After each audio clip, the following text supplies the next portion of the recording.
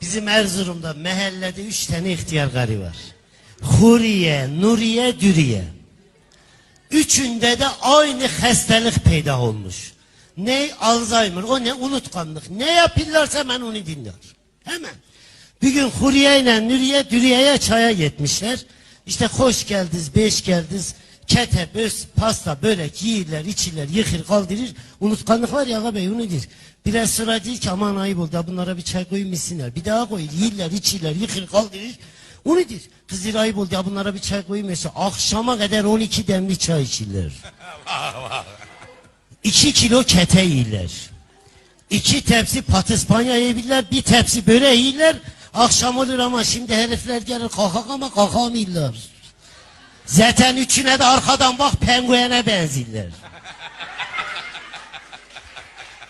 Neyse hani dedikodu vardır mutlaka, kadınlarda vardır. Huriye ile Nuriye dışarı çıkırlar, unutmuşlar ya.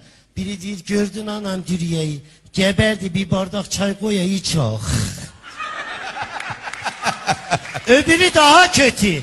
Dir Allah belan vermeye, sen Dürüye'yi ne zaman gördün?